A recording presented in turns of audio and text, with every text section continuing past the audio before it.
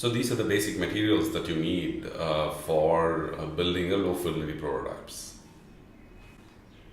Now let me show you more of the low fidelity prototypes that we have built or we've seen people build.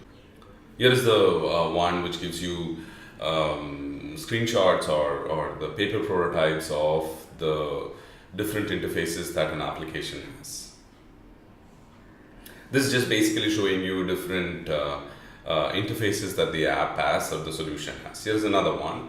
Again, everything is very similar because it is all done in paper, but there is also differences in it because they're all solving different kinds of problems. In this, you see there is an image.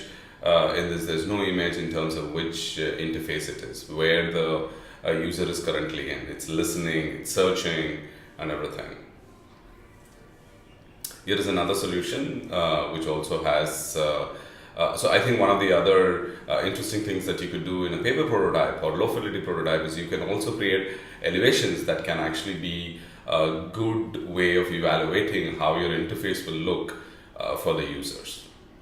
I have a link to the video later, which I highly recommend students in the class to take a look at it, because I think some of the videos I can't really play it as part of this recording itself because it's actually videos on YouTube. If you take a look at it, I can actually talk about the video after you've seen the video there. Let me give you some ideas about how to actually go about creating a paper prototype or a low fidelity prototype, right? So you don't want to keep multiple days or multiple weeks for setting up, developing the low fidelity prototype. Keep it really short, don't think for too long, come up with something. I think that's the whole idea for iterative design itself. So keep it really short, 1 or 2 days, create some interfaces, go to the users, get feedback, and then fix the design. So some specific inputs are basically make sure that you have a kind of interface or design or the screen that you want to build, have a larger space where larger paper where you can actually put things down. It's also legible for the users. Put different screen regions on cards, ready response for any user reaction, which is that if the user is saying that, okay, now I'm going to click on the left to see the screen slide behind, or I'm going to actually try and edit my credit card details in the Paytm app. So you should be able to provide the next screen that the user may see when they are interacting with the app. And also, don't waste time in creating many things that are already there. Photocopying or printing out from your machine, you should try and reuse everything that is already there. Don't create some things. Don't create things that are already there. For example, let's take you're rebuilding an app where you want to create something like an Uber.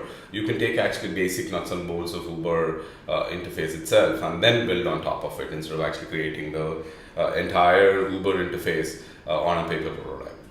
Some more examples, which is showing you that interfaces, paper prototype interfaces that could be created. There are multiple ways of actually getting inputs onto the interface prototype that you build, which is one is just to get the users interact with the paper prototypes, low fidelity prototypes that you've developed, and get users only to move, or when the users are speaking, and you can let give the user, this is what the interface is. So in this, you can actually let the user give you feedback where they are looking at the interface, and when they are actually asking questions, you can keep feeding in which interface. The other model is you keep all the interfaces, low fidelity prototypes that you've built on a table, and then they kind of move things around. Or you can give a paper and a pen, and then you can start getting the users to give you ideas on how the interface should look like. I have some screenshots of all of them. Let's go through one by one. So this is one where you could actually move around the interface. The user could move around this. Again, the same kind of thing where users have all the interfaces in front of them, and they're actually moving the interface around to suggest how the interaction should look like. Here is another one where the user is actually using a pen and a paper, marking the way that the interface would look like, right? So they are creating mockups and they are creating the paper prototypes, ideas, just with a pen and a paper, not really cutting it and pasting it. So this is kind of a session where administrators, people who are involved in designing, are getting inputs from the user. So the user is sitting there and giving inputs on this is what the interaction means, and then the users or the administrators can actually immediately get feedback from the user, and probably can, I mean, if you see there are people sitting around trying to take some notes, trying to see what the user is doing, and that's how I would highly recommend when you're doing it. You should not be the only one who's actually asking the question, writing notes, capturing everything. There should be at least more than a couple of people giving inputs, capturing the inputs that the users are saying, in writing down notes, in showing the interface, and probably even recording. Now let me give you more instructions to the participants that you have to give. These are not just instructions only for the low fidelity. In general, I think it will be nice if you can keep these instructions in mind.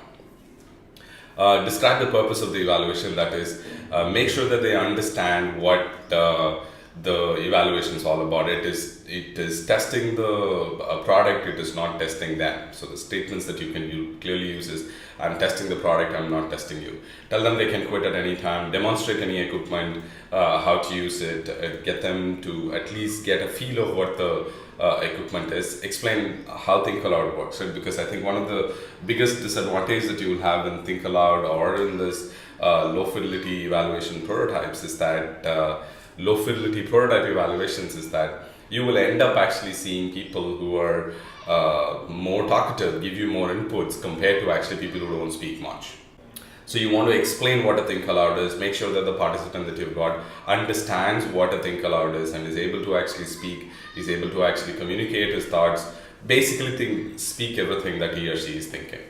Explain that you will not provide help, which is that when the user is actually doing the evaluation, I think it's a bad idea to stop them and then say that, oh, why didn't you do that? Why did you not do that? If they're really stuck, you can help, but otherwise don't get involved in giving help, and make it very, very clear that you will not give, you will not help them when they are doing the evaluation.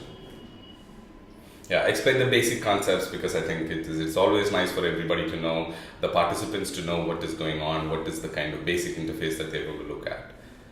Describe the task. Given that you must have done until now task analysis, you should actually build a set of tasks, give the task to the user, one task at a time, see them how they react, take inputs, and then move on to the next task.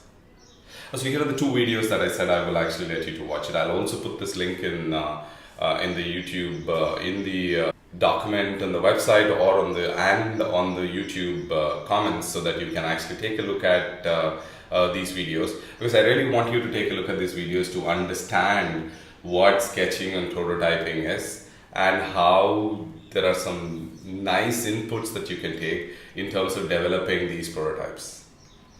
And then there's also about digital prototyping. So these are 3-part videos of Google that you will actually look at, which talks about sketching and prototyping, and then digital prototyping. I'll let you to watch it. I will also come back and talk about these videos after you have watched the video. And there's another video that I will actually also put a pointer to. It's the video for IDO, where they actually talk about how they go about getting inputs from the users and trying to develop that as user inputs. Here is a link to the IDO shopping cart video that I mentioned. Please take a look at the video. What I will do is I will actually talk about all these 3 videos later in the week today, just getting over the details of what was there in the video. So this will help you also to actually understand the important parts that you should take away from the video.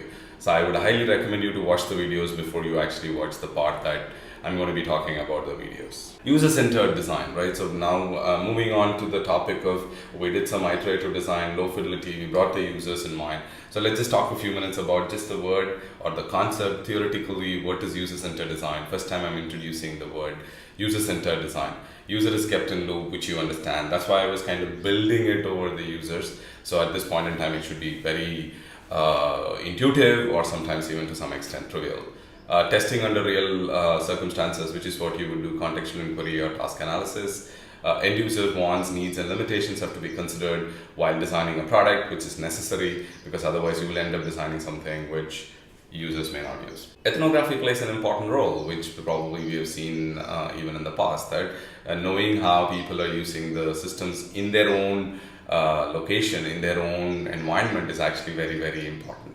companies invest studying the products among users, meaning I have some people whom I know work at Intel or even at Windows, where they actually do give away their products to the end users, and they even fund a little bit, which is what Windows Party kind of environment is. They fund it a little bit where you can actually showcase the product that you are going to test among the end users, and get feedback and give it back to the company that has given you the product. Right? It's basically Windows giving away the operating system or the tool or the application. You deploy it at your home, invite your friends to showcase the tool, and Windows will fund it, or companies may fund it. Let me briefly touch upon this concepts of myths of good design.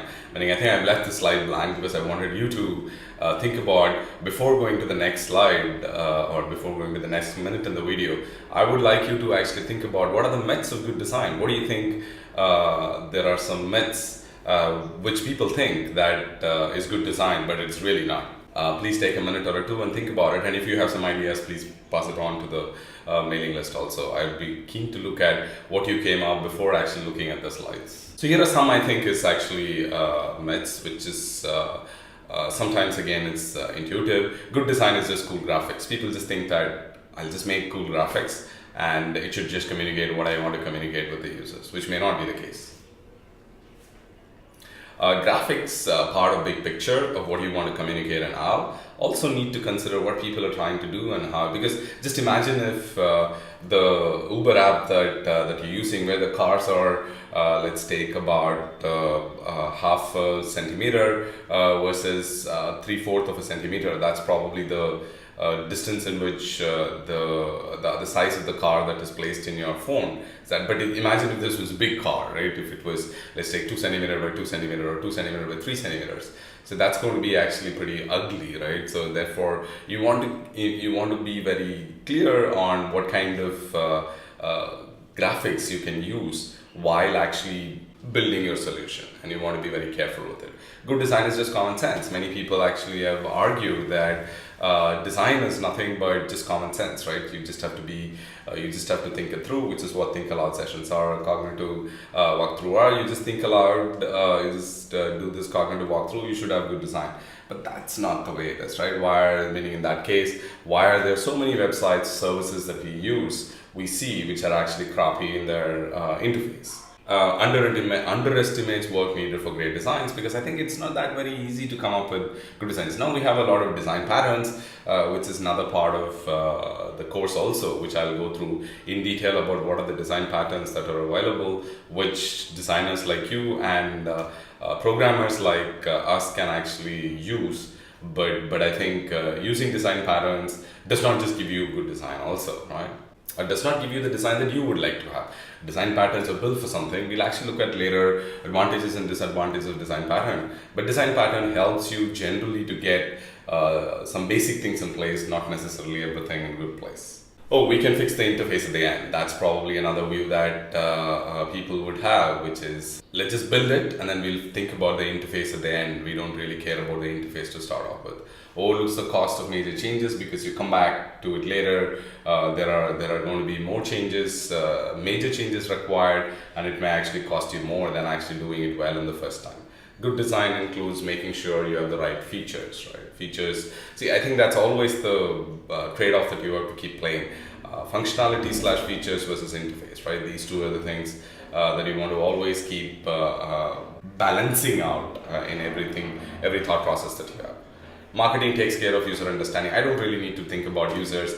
Marketing people will do that, and they'll just come back and give it to me, which we have actually seen in an earlier slide about contextual inquiry and market research, right? Contextual inquiry, you get 1,000 things about a few people, and then market research is actually, you'll actually get a lot of people, but only about few things. And what people say versus what people do and what they actually do. I actually have a lot of interesting experiences in understanding this, particularly in the context of security, or the kind of studies that I've done in the context of phishing, is what people say that, oh, I actually don't really open the emails which is coming from an account that I don't have. For example, I don't have a bank account in bank A, that bank is sending me an email to change the password, I won't allow to open it, right? This is the kind of thing what they say.